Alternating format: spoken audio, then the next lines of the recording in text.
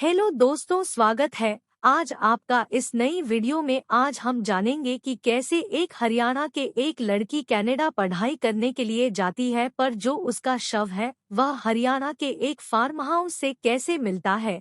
तो चलिए शुरू करते हैं बिना किसी देरी के। वो कनाडा में थी तो कत्ल इंडिया में कैसे हुआ। प्यार, धोखे और मर्डर की सबसे अजीब कहानी। यह कहानी शुरू होती है मोनिका नाम की लड़की से। मोनिका हरियाणा के जिले रोहतक के बादल गांव की रहने वाली थी और इसकी उम्र 22 साल थी। मोनिका बचपन से ही पढ़ने में काफी होशियार थी, तो जैसे ही उसकी सेकेंडरी एजुकेशन कंप्लीट हुई तो उसने अपने घरवालों से कहा कि उसे विदेश पढ़ने जाना है। तो उसके घर वालों ने उसकी इच्छा को देखते हुए उसको उसकी मौसी के घर हरियाणा के ही सोनीपत जिले के घूमड़ गांव में भेज दिया, जहां पर वो विदेश जाने के लिए IELTS की तैयारी करने लगी। और कुछ समय बाद ही मोनिका का वीजा आ गया और 5 फरवरी को वह कनाडा चली गई। मोनिका के परिवार के लोग खुश थे। इसके बाद सब कुछ ठीक चल रहा था। वो परिवार के लोगों से रोजाना बात करती थी।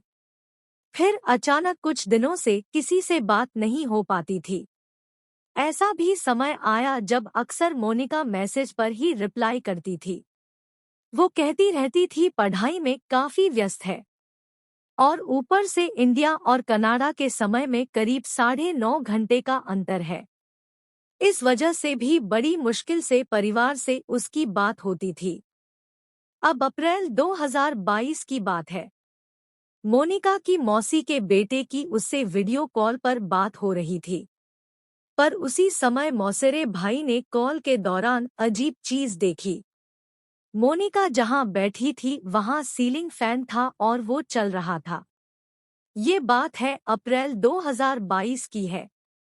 अब इंडिया में उस समय गर्मी होती है लेकिन कनाडा में नहीं।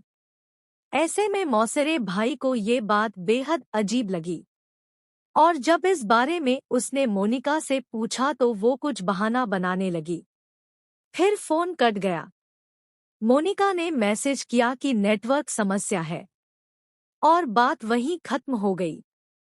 फिर मोनिका ने खुद ही उस मौसेरे भाई से बात करना बंद कर दिया, उसका नंबर ही ब्लॉक कर दिया। पर सभी यही समझते थे कि मोनिका अपनी पढ़ाई में व्यस्त होने के कारण किसी से बात नहीं कर पाती। अब धीरे धीरे मोनिका का संपर्क कम होता गया। आखिरकार जून 2022 के बाद तो मोनिका से पूरी तरह संपर्क खत्म हो गया। मोनिका के फैमिली ने जिस एजेंट के थ्रू मोनिका को विदेश भेजा गया था उस एजेंट से बात की तो चौंकाने वाली बात सामने आई कि वह तो काफी दिनों से यूनिवर्सिटी नहीं आ रही है और शायद वह इंडिया वापस लौट गई है। यहीं पर मोनिका के परिवार वालों को कुछ गड़बड़ लगी और उन्होंने नजदीकी पुलिस थाना में एक रिपोर्ट दर्ज करवाई।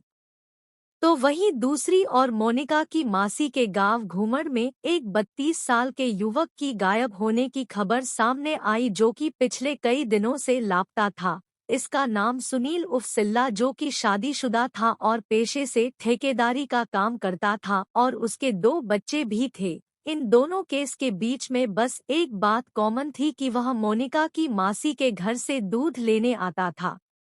और जिस तरह मोनिका का कुछ पता नहीं चल रहा था उसी तरह सुनील कभी कुछ अता पता नहीं था, और इसी शंका के आधार पर मोनिका की फैमिली ने सुनील के नाम पर केस दर्ज करवाया। पर पुलिस ने इस बात को सीरियसली नहीं लिया, क्योंकि सुनील इंडिया से ही लापता था और मोनिका कनाडा से लापता थी। ऐसे करते करते फरवरी 2023 आ जाता है, और आखिरकार परेशान होकर परिवार के लोगों ने हरियाणा के गृह मंत्री अनिल विज से शिकायत की। फिर ये जांच फरवरी 2023 में भिवानी जिले के क्राइम ब्रांच यूनिट CIA-2 को दी गई, इस उम्मीद के साथ कि बिना किसी गड़बड़ी के ये टीम जांच करेगी। और हुआ भी कुछ ऐसा। गृह मंत्री के इस भरोसे पर CIA यूनिट खरी उतरी।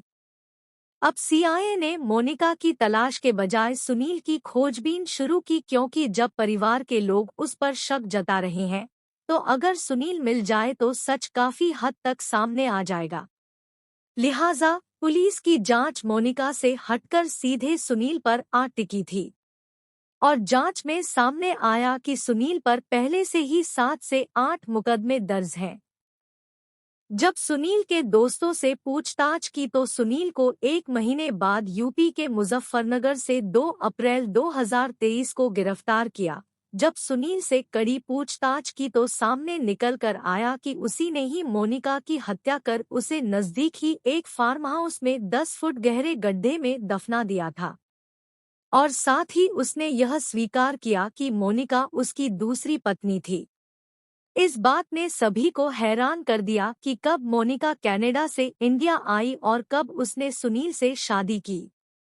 तो सुनील अपने बयान में यह बताया कि जब मोनिका अपनी मासी के घर विदेश जाने के लिए पढ़ाई करने आई थी तब उसने सोचा कि मोनिका ही एक जरिया है जिसके द्वारा वह विदेश जा सकता है, तो उसने मोनिका को अपने प्यार के जाल में फंसाया।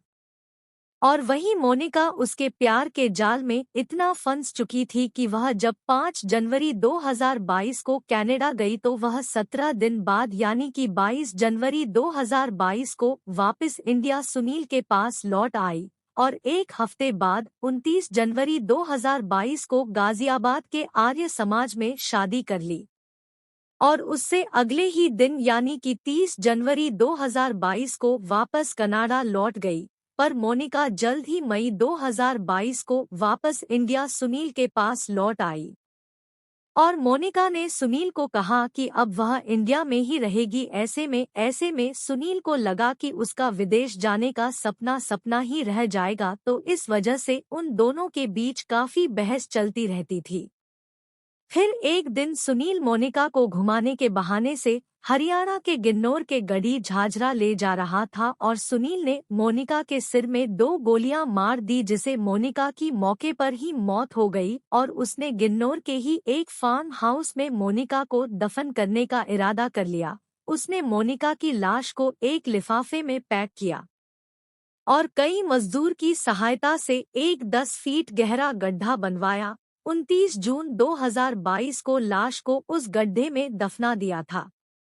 इस तरह सुनील पर कत्ल और धोखाधड़ी का केस लगाकर उसे जेल में बंद कर दिया है।